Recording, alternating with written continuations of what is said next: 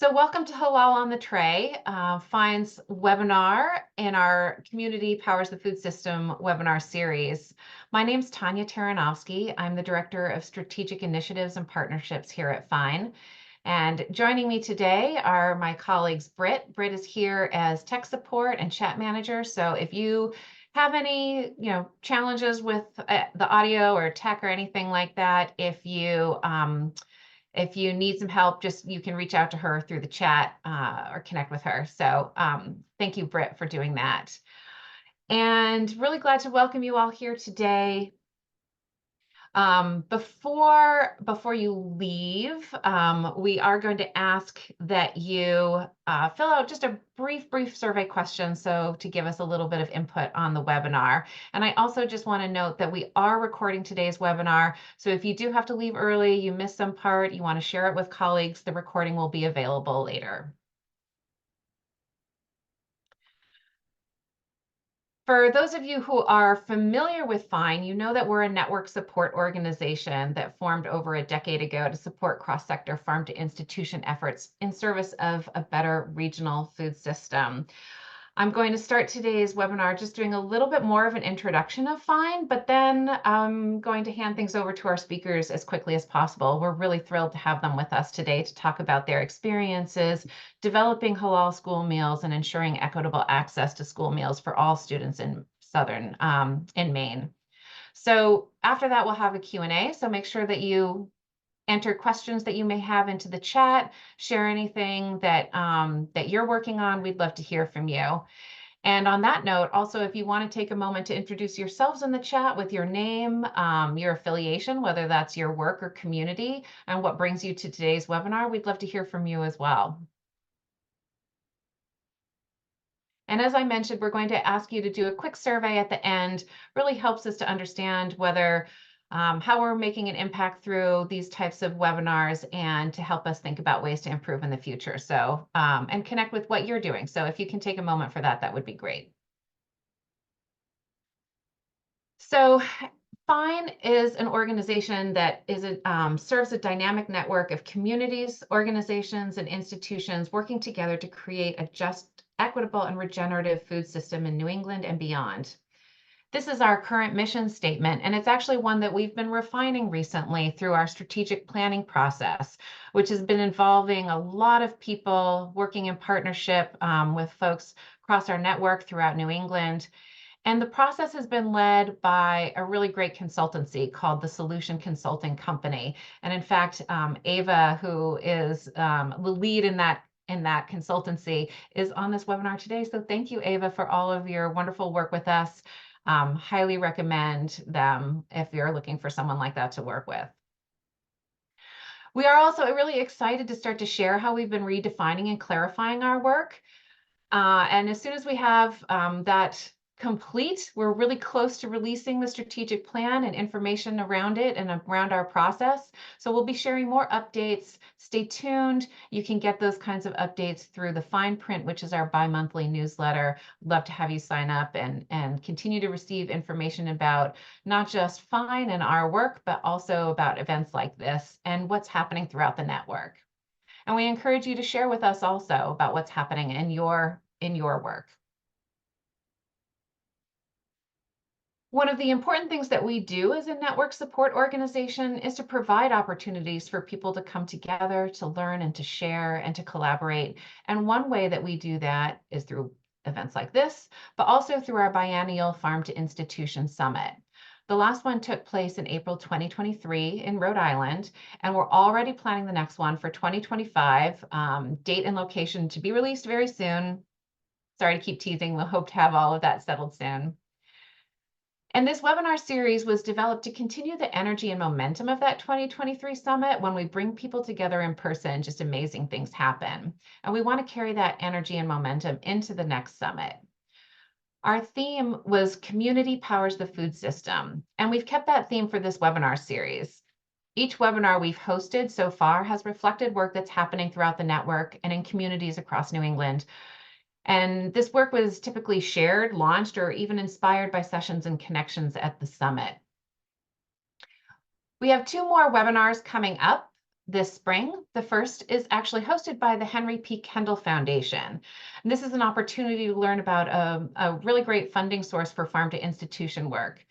The webinar takes place on April 30th from 3 to 4:30 p.m. and Fine will be on that webinar and offering some advice and guidance as well. The webinar is a chance to learn about the New England Food Vision Prize, what's happening in 2024, updates from the last couple of years, opportunities to ask questions, even meet potential partners and more. So hopefully, if that is of interest, you'll be able to join. And Britt is going to share a registration link in the chat. The second webinar that I want to share is actually the next in our webinar series, and it is on farm to school policy and important developments that have been happening in that space across New England. Lots of exciting work recently. So we're really excited to have some updates to share and to get people excited and learn what might be happening that can influence the work that you're doing. If you've registered for this webinar, you are already registered for that webinar. You'll receive a reminder about it, and we hope that you can join us. And it's actually going to be the last webinar in this series while we take a little bit of a pause, and we'll pick things up with a new webinar series this fall. So if you have ideas, if there are things that you would like to share, please reach out to us. We'd love to hear from you and bring that into our planning. So today's webinar is connected to a project called Rooted in Community. And this is a project that's coordinated by Fine and is happening in partnership with the Springfield Food Policy Council and Cumberland County Food Security Council. Cumberland County is a county in southern Maine and includes Portland, Maine, just to give folks a frame of reference if you're not familiar with that. And Springfield is out in Massachusetts and Western Massachusetts. And this Rooted in Community project aims to strengthen regional, equitable, farm-to-institution relationships and value chains while shifting the institutional power dynamics around race. The project is a regional food system partnership, which is funded by USDA AMDS. And also more funding available through the USDA AMS. They are in fact accepting proposals for regional food system partnerships right now, as well as several other funding sources are open. So be sure to check that out if you think it might be able to help support your work. If you have questions or want to hear more information about regional food system partnerships, please do reach out. We're happy to help you navigate any of these funding opportunities and would love to hear from you. In this Rooted in Community project, we're supporting community-driven farm-to-institution work, which is led by our partners. These community organizations and Fine are coming together in a cohort for shared learning, which in turn is leading to information, tools, and more that we're sharing with our wider network. And today's webinar is providing you a chance to hear from one of these communities and our partner, Cumberland County Food Security Council, and also other local partners that they're working with on part of this project. So with that, I'd really love to hand things over to our speakers. That is Rose Barboza, Firdaws Hakizimana, and Zoe Grodsky. Over to you. Awesome. Hi, my name is Firdaws Hakizimana. I'm the project coordinator and communications manager for Cadeau Consulting. Hey everybody, my name is Rose Barboza. I am part of the leadership team for the Halal School Meals Network, mostly doing, a lot of the strategic planning, administration type of things, as well as just general leadership activities. My name is Zoe Grodsky. I'm the School Food Systems Program Manager at Cumberland County Food Security Council. I've been working with the Halal School Meals Network for the last year on the leadership team and really excited to be here today. And I also wanted to introduce Khadija Ahmed, although she's not here today. She is our project director and the director of the leadership team, as well as the president of Food for All Services. And you can check out more information about them, the link in the chat. So we have a couple of community norms that, excuse me, that we're asking all of you to uphold, but also it's to hold ourselves to that standard. So we're specifically asking that we acknowledge that talking about food and food insecurity can be really challenging. Everyone comes at food from different experiences, and that doesn't necessarily mean that it's positive. we also ask that you guys speak with using I statements, because that way it can make it more personal, and that will keep us holding each other to, like, we are human beings. We're coming at this with the understanding that all of us have lived in experience that is different from everybody else. Step up and step back. We are trying to make sure that everyone gets their time to shine, but also make sure that they don't overtake the space. Assume best intent. English is hard. There's lots of weird words. Some of us speak multiple languages, so that can also lead to some strange situations. So ask clarifying questions. Hold questions until the end. We have plenty of time set aside for any questions that you guys have. So we want to know if everyone's coming at this, although we did read a couple of you guys's a couple of you guys' comments in the chat box. How many of you know what this symbol is?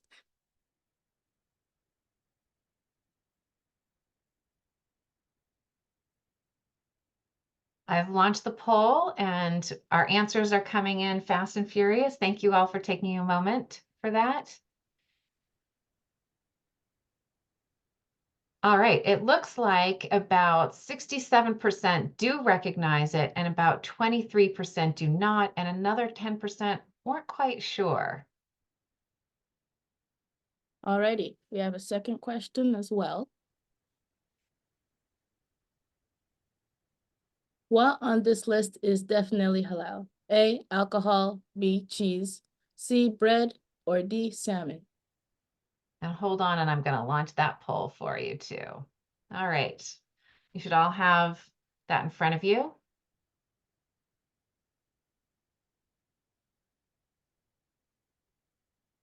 What on this list is definitely halal?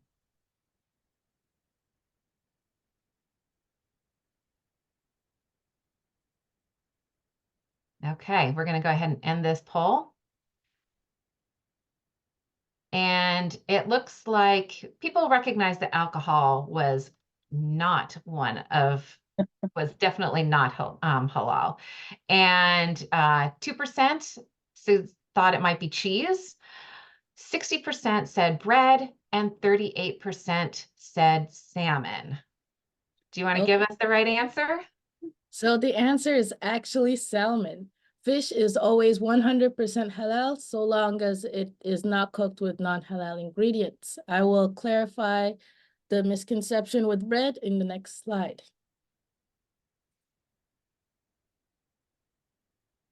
So halal is an Arabic word, for those of you who don't know, that means lawful or permissible. It's followed by individuals who are Muslim, and it just tells us that we're allowed to eat those things. Haram refers to foods that are not permissible, such as pork and, as you guys all know, alcohol. The thing is, this can be kind of confusing because ingredient lists are really long, and then they put a lot of stuff in food that doesn't necessarily mean that it is okay to eat. So, for example, with bread, you can have animal rennet or enzymes. And if you don't know where those enzymes are sourced from, because they can be microbial enzymes, or they can come from a halal animal. But if you don't know that answer, that means that the bread might be confusing, or the cheese. Another thing is that gelatin typically is not halal because it tends to come from pork.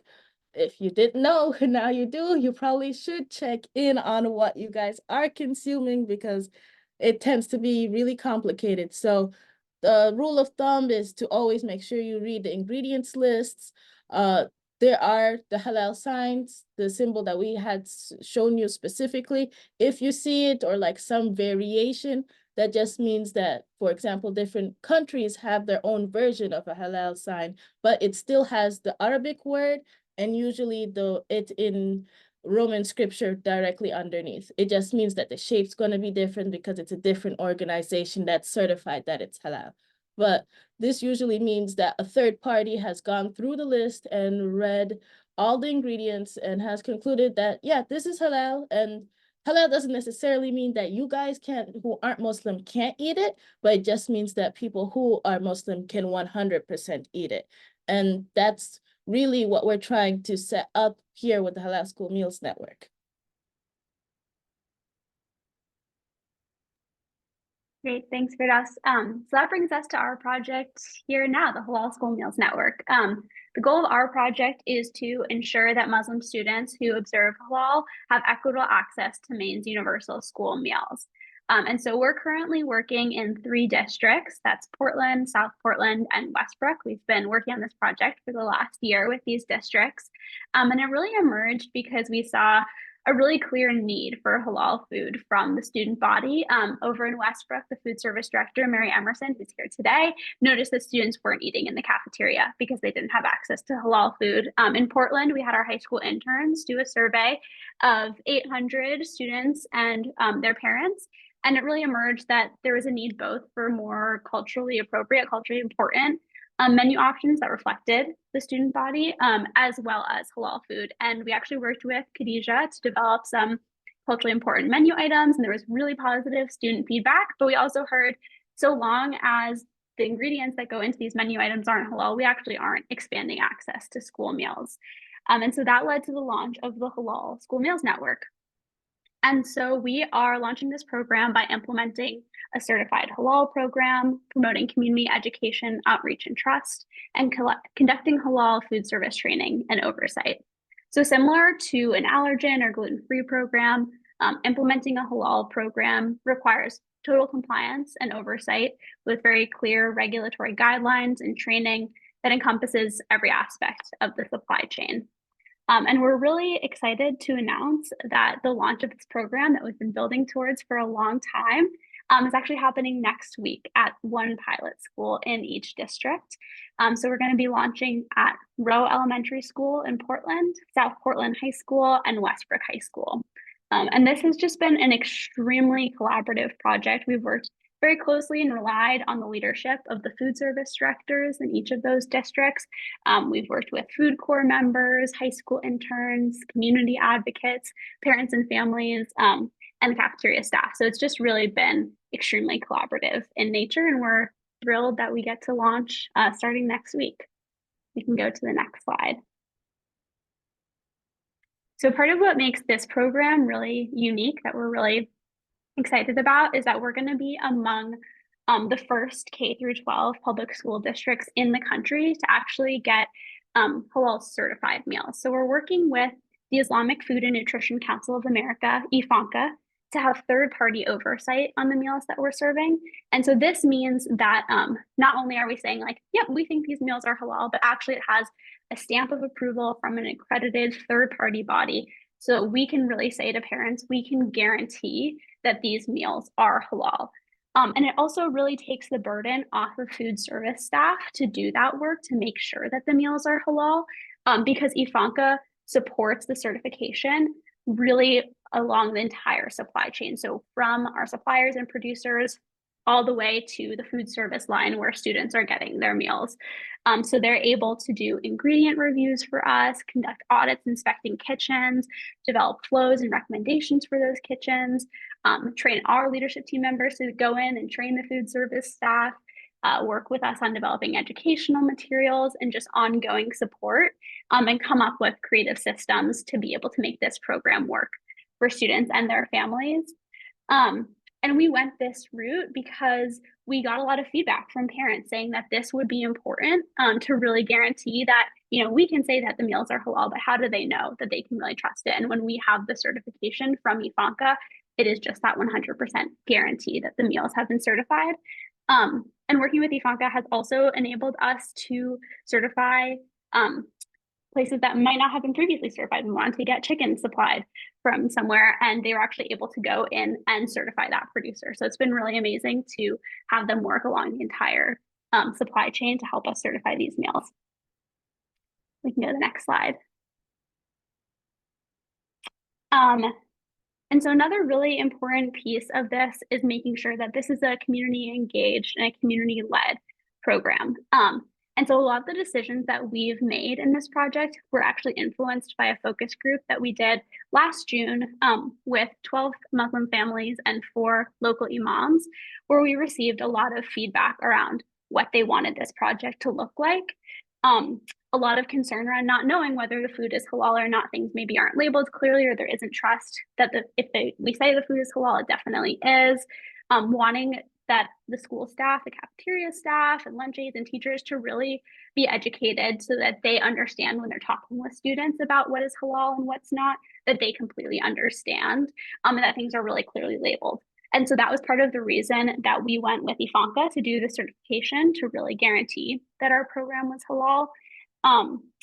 And also part of the reason that we've been doing a lot of education with teachers and cafeteria staff to really make sure that we can give the parents what they requested in this meeting.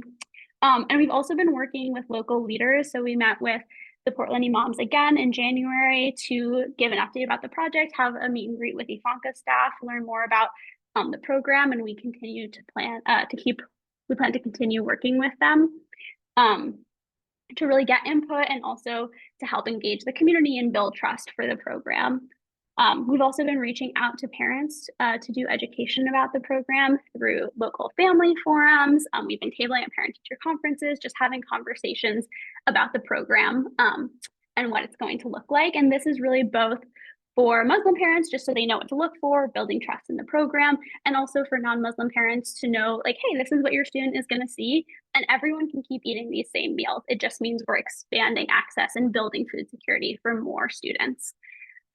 We're also planning to have a community launch event later on in May, where we can talk with parents and just get feedback for how the program's going from all districts and just learn more so that we can continue once we roll out to other schools. We have some more feedback and we know what parents are looking for.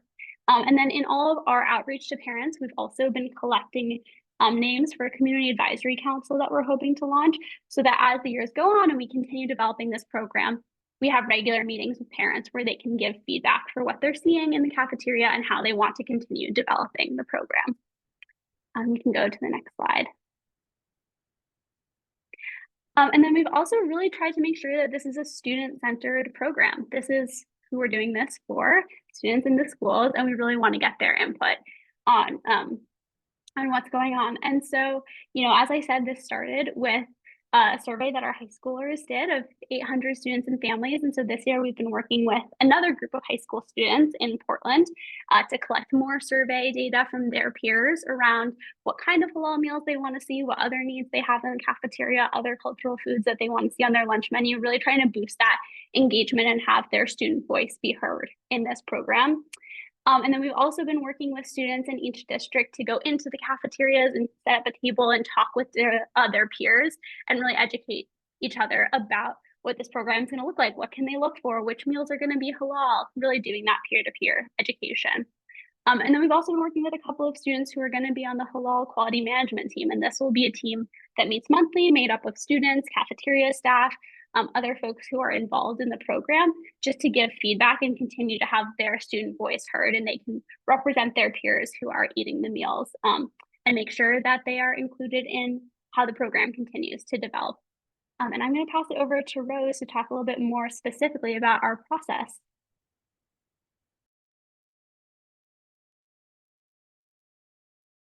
So as Zoe mentioned, this has been a long time coming.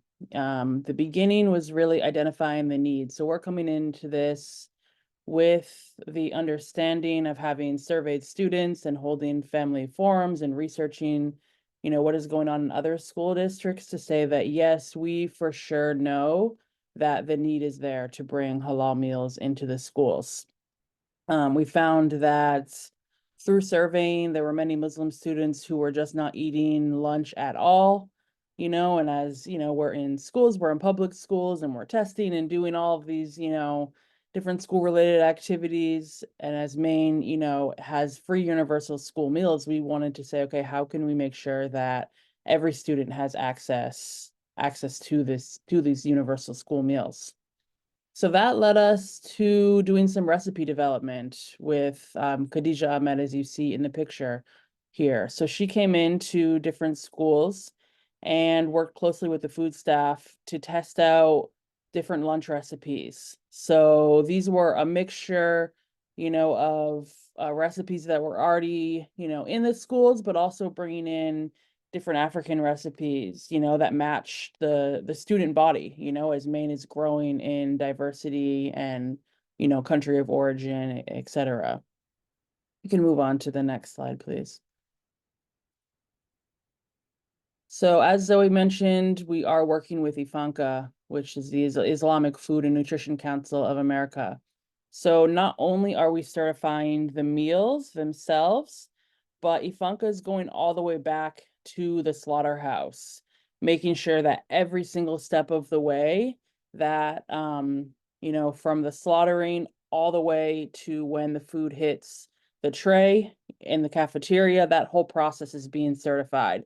So it's the meats, the different ingredients, the items, as well as the entire kitchens overall. So by the end of this project, each individual kitchen in the 3 school districts, Westbrook, South Portland, and Portland, will have not only meals that are certified, ingredients that are certified, but also the entire kitchen will be certified as well. And, you know, naturally a big part of this is the outreach, as we want to build trust. You know, we can't just come in and say, hey, these are halal, you know, eat it.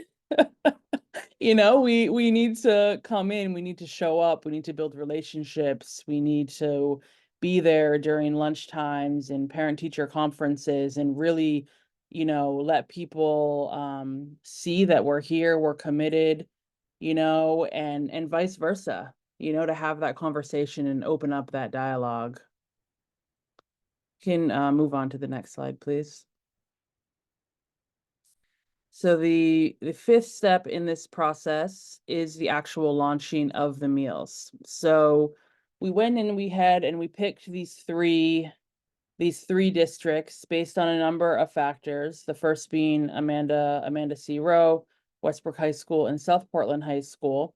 So we're using these pilot schools to really, I wouldn't say test the kinks necessarily, as ensure, you know, the full system is working, so that when we move this to other schools, when we move this to other districts, which is our goal, you know, other states, if it's possible, we can say, okay, we have the book, right? We know exactly, we have the toolkit, we know exactly how to do this, and you can come in and you can trust, you know, that the Halal School Meals Network, every step of the way, has things mapped out.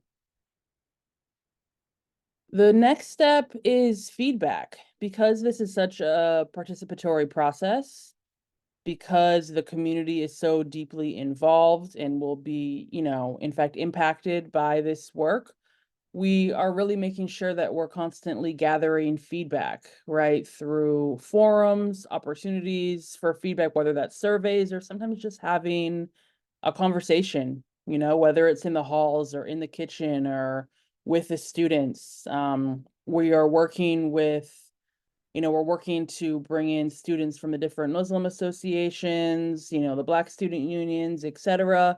So that, again, you know, we are building this trust. We're saying it's not just us saying that this food is halal, that we have now partnered with XYZ, you know, amount of people, and they can also vouch for this as well. So it really goes deeply into the, you know, the feedback and the community engagement part of this whole process.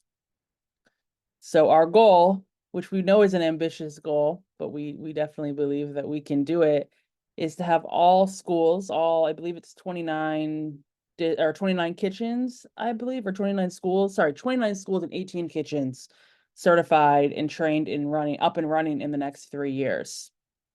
As we mentioned, we do wish to expand to other school districts in Maine. You know, we're thinking obviously of Lewiston, Auburn, where there's a high Muslim population, but perhaps there are other districts that we're just not aware of yet.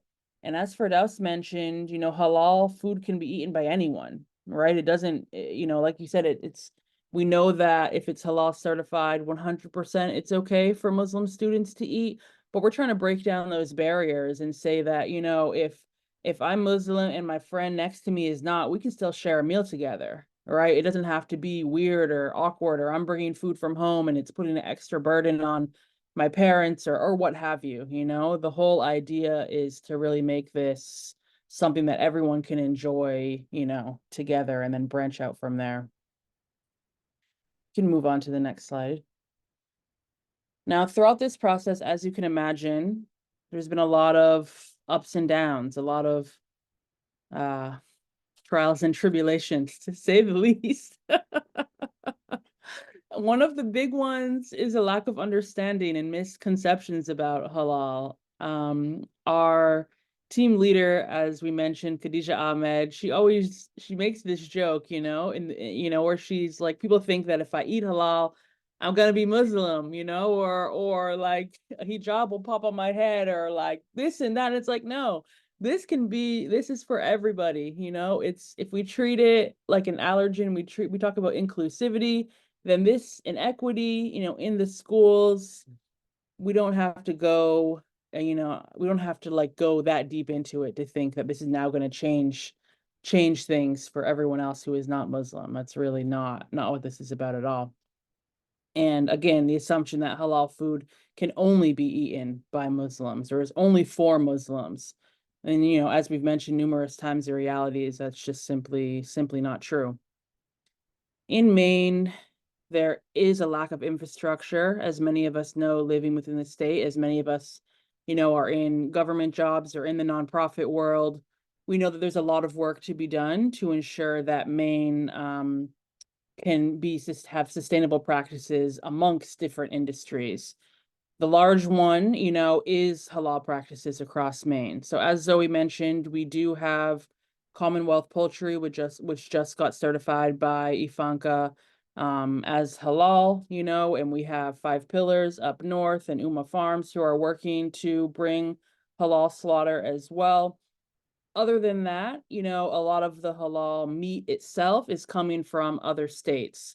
So we're working not only to figure out how to bring this to the schools, but how do we, you know, start buying clubs and co-ops and things of that nature to really bring the price down, so that when a new district or school wants to take on halal, they know that there's not now this overburdensome in cost, you know, that it will take to meet the needs. We also really want to mention that we know this is not the only solution, right? We know that there are Jewish students who observe kosher. We know that there are vegan students who possibly can't get the foods, vegetarian. There's many different diets out there, and there's many different ways to tackle food equity and food security or insecurity, right, across the state. This is one of the solutions, but it's not the only solution. However, it is one of what we call like the last mile solutions, meaning that it tends to halal, access to halal or other religious-based diets, you know, and things of that nature tend to be the last thing that is achieved, right, or needs to be achieved in order for families and students to really be able to overcome food equity issues. And I'm sure, as you noticed, about, you know, throughout this whole process and throughout this being, you know, a community engaging, community-led process, it really comes down to trust and relationship building. So, you know, doing events like this, again, going into the schools, maybe just coming and sitting, having a coffee together, just breaking it down and saying, we're all just people together. How do we make sure that everyone in this world, in this Maine, you know, this state of Maine, can come together and really just work, you know, together. And the last lesson we want to learn, and we really want to touch on, is that we deeply understand that school food staff are underpaid, overworked, the whole process is overregulated, and we realize that that is a barrier, right, to bringing this additional you know, subject matter into the kitchen. So we really support, you know, or in solidarity with the folks in this room that are working on policy issues, as Tanya mentioned too at the beginning of this. And we realize that, you know, this is, when it comes to policy and it comes to wage increases, you know, this is a collective process that we can go in and say, yes, we support this bill and work on this and work on that, but we do need the community to be a part of this greater process. So that is it. So these right here, if you're interested in learning more We do have halalschoolmeals.org that's being updated, regularly every couple of weeks or so with additional information. That is our email address here, foodforallservices@gmail.com. Please reach out if you have any questions or you want to learn more, or perhaps you have a student in one of these districts and you want to gather more information. You can also follow us on Instagram and Facebook at the following links as well. So now we will turn it back over and open it up for questions, I believe. Thank you, Rose. Thank you, Firdaws. Thank you, Zoe. I'm so grateful for you being here and sharing about this process and your efforts, and really appreciate also your acknowledgement of the school food staff, and both in terms of helping identify the problem and being part of the solution and what they need for support. With that, I would love to open things up to questions. And to do that, we are going to stop the screen share. I'm also going to just note that, again, sorry, I sound like a broken record, but we really value your feedback. So I'm also going to share a poll that's going to ask for a little bit of feedback about what you've learned.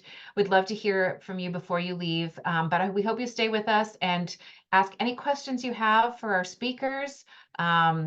And yeah, please feel free to enter questions either in the chat, or you could also raise your hand and ask directly.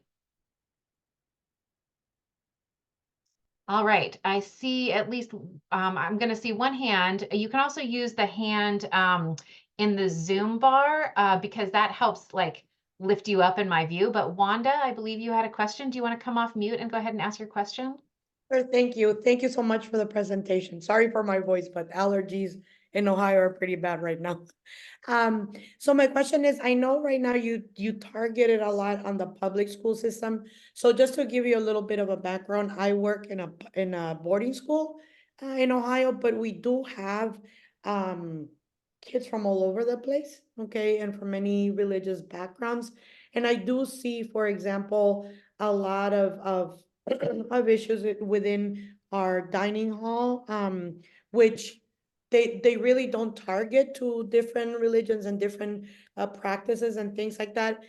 And within a public school system, it's a little bit different in a boarding school system per se, because we work with like an outside company, which the reason why I'm asking is because we have the opportunity, we're working with a new company next year.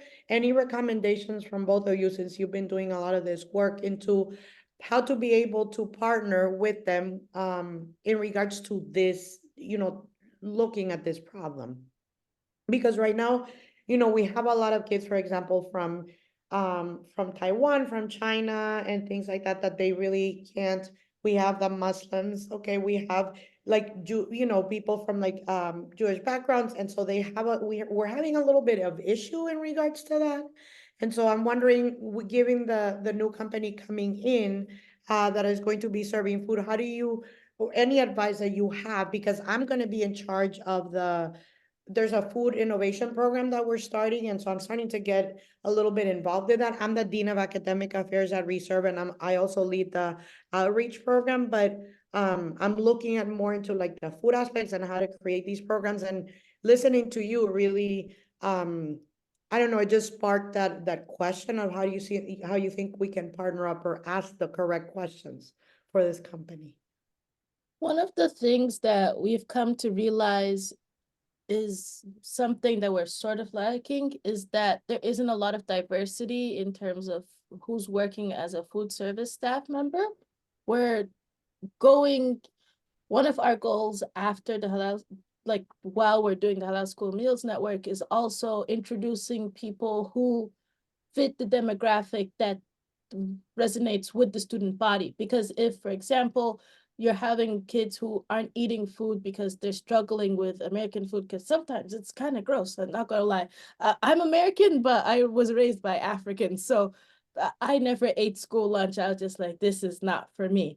And if you happen to have people who worked in the kitchens who did have that came from that same nationality or around the general area, that would help a lot because they would have more passion as well to try and change the meals that they are observing. Additionally, you could reach out to certification things. INFACA, like we said, is one of the ones that we are personally working with, but there are also others that might be closer to you who would be more interested if it's near their location, that near the location where near the location their companies is at.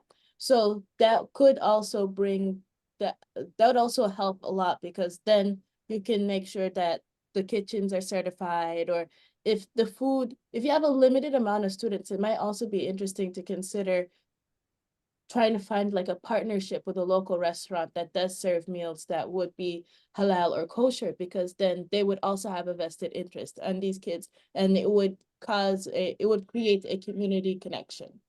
Okay, thank you so much. I really appreciate your feedback. Thank you for your question, Wanda. I think that probably a lot of people on the call have similar questions about how to get started, so appreciate that. We have a question in the chat from Brandon. Did you work with a registered dietitian? And if so, how did they assist? And what was their role with assisting with launching the Halal initiative? Well, I see Mary Emerson, who's the food service director in Westbrook, waving her arms, and we're super lucky that Mary is a registered dietitian and she is the nutrition director over in Westbrook. And so Mary had already been working and looking to implement halal meals for several years. And so we're just super lucky to have her leadership in implementing this program. And I think one of the reasons that is so important to have this partnership of Mary's a registered dietitian, Sean Perry and Don Hilton, who are the other food service directors, and then us as outside partners, is to really kind of bring all of our skill sets and expertise. So to have, as we said, school meals are incredibly overregulated. There are so many rules to fit. And so to have the expertise from the school nutrition department side around what needs to go into the meals, how do they, do their ordering and contact their suppliers and all of that. And then to have the expertise from the Halal School Meals Network on INFACA on halal meals, what is needed from the student body, that sort of thing, and to blend those expertise into creating a successful program. Thanks, Zoe, and thank you, Mary. And also, I just want to, give a shout out to dietitians and nutrition staff at institutions, because they are often champions for values-based procurement. They may not be the ones in charge of procurement, but they're great champions for it and really help thinking through what those who are eating at the institutions need.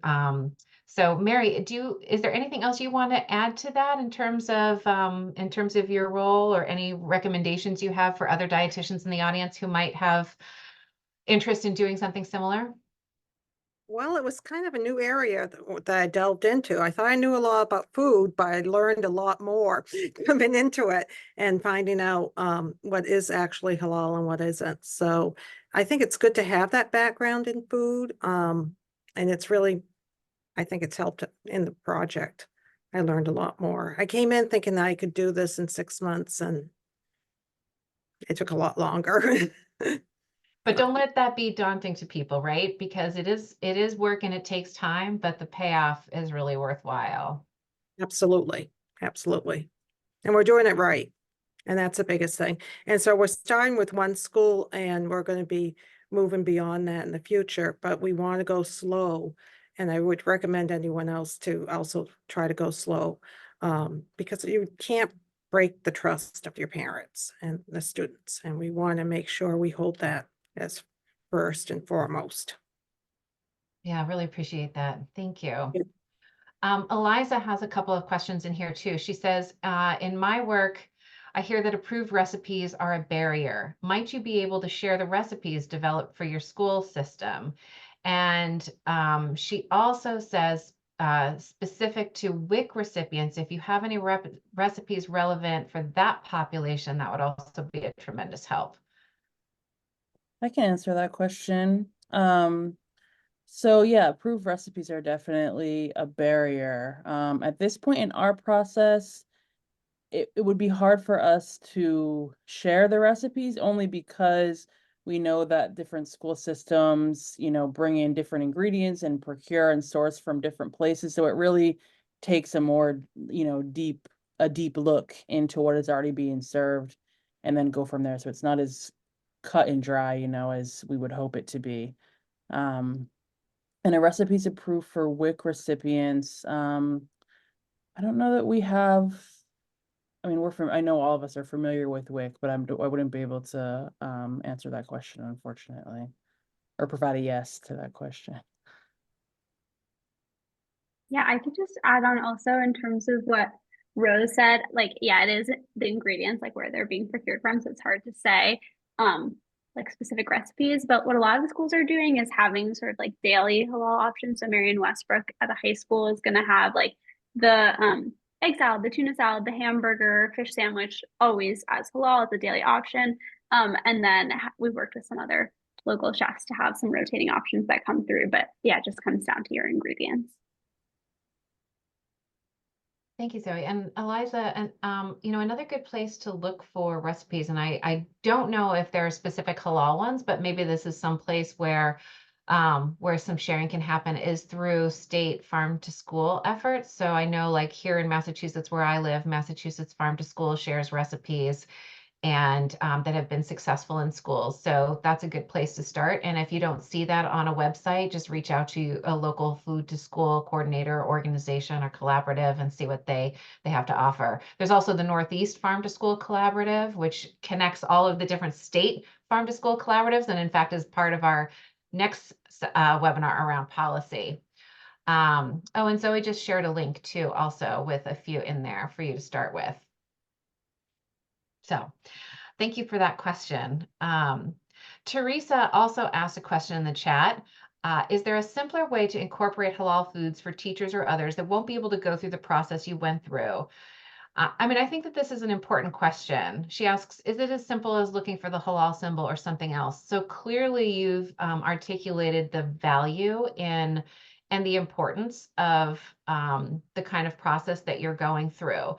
Is there a place for people to start? Sometimes it takes a while to get that buy-in. And so maybe there's some things that can be done as that buy-in is being developed and to try to get people on board with these ideas.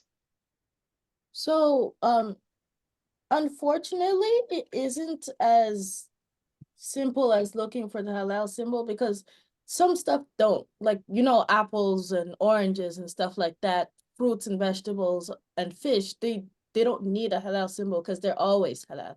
But the biggest issue is actually not even the ingredients themselves, but rather storing.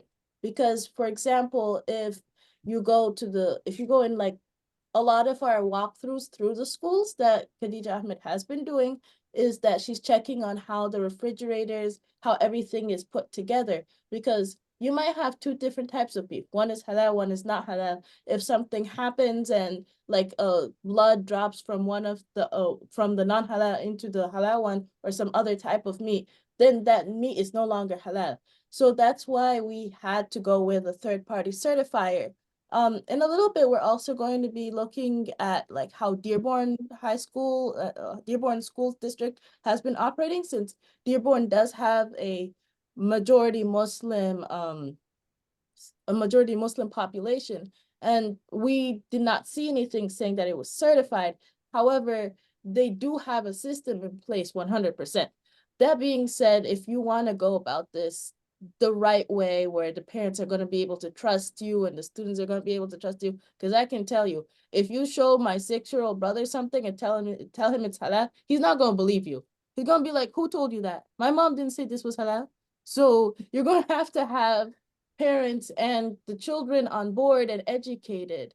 And that just means that we do have to pull out some money to go get a certifier and have other people do all of the work towards like getting the confidence level in for these programs, because it is very important. And we're expecting kids to go to school, learn, go to sports, get good grades so they can go to college. And if they can't eat, that's not going to happen. Like, if you're hungry, you're not working your best. Ramadan was just a little while ago. Everyone can tell you, I was like some stuff I was spelling wrong that I would never spell. Like spell check should have caught it, but it wasn't. And I wasn't in the right frame of mind to catch it myself. So they had to catch it. And these kids don't even have a religious reason for why they're acting like this. It's just, unfortunately, they aren't eating.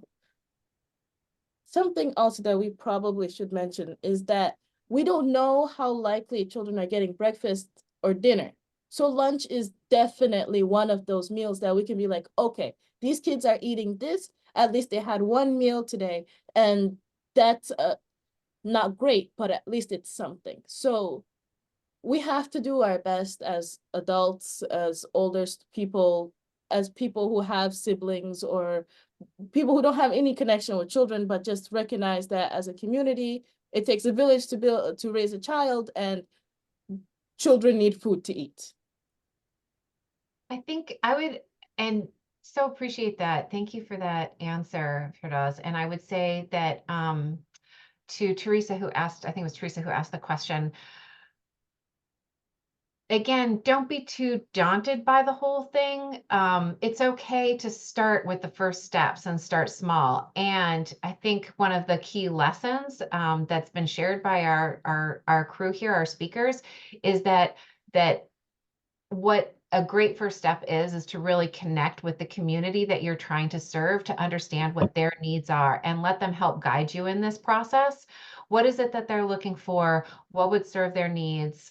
What would help make sure that they have access to the food that they need? And I think if you start there, you might find that it builds from there. And so that would be, I think, a lesson learned from this group that you should take with you to think about how to start that process within your own school. It might look a little different, right? So, but starting with the community and what their needs are is a great place to start. We have two more questions I want to try to still squeeze in. One is about, very important, in the middle of the supply chain. Lizzie asks, I'm curious about how you were able to involve Maine processors and vendors in getting halal certified. Did you provide estimated volumes of how much halal products schools and institutions would be purchasing? So I'm assuming that that is leading into, you know, making it worth their while. And how did you start those conversations? And then we have one more question about educational materials too. Does anyone want to tackle the question about the supply chain?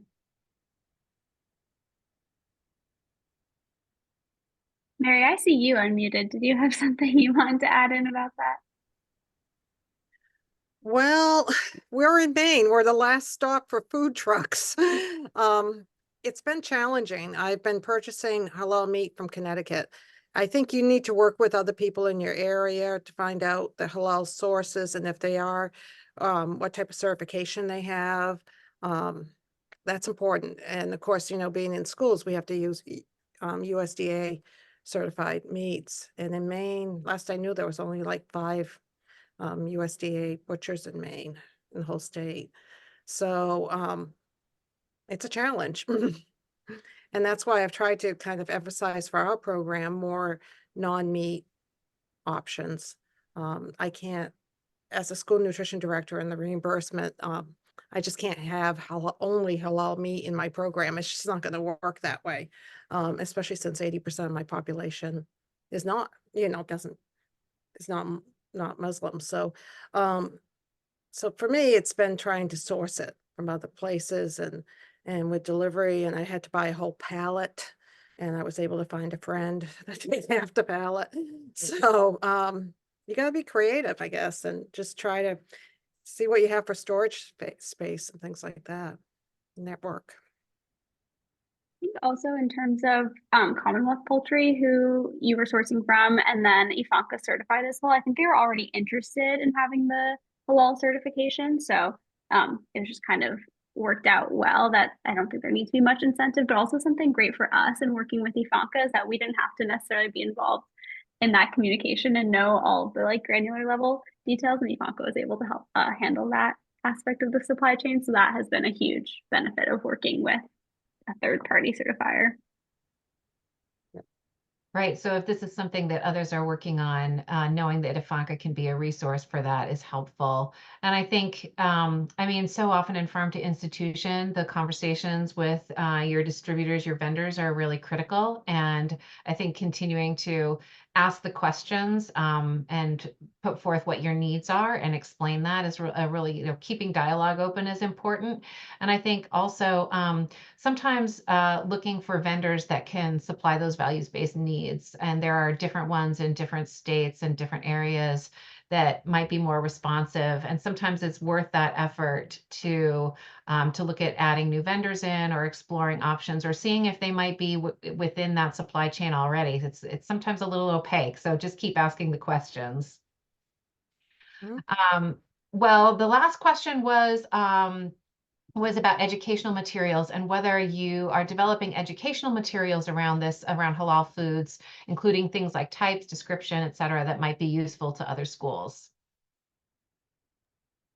We currently have a brochure at the very front of our website, like at the landing page. It's in English and a couple of other languages, I think 5 others.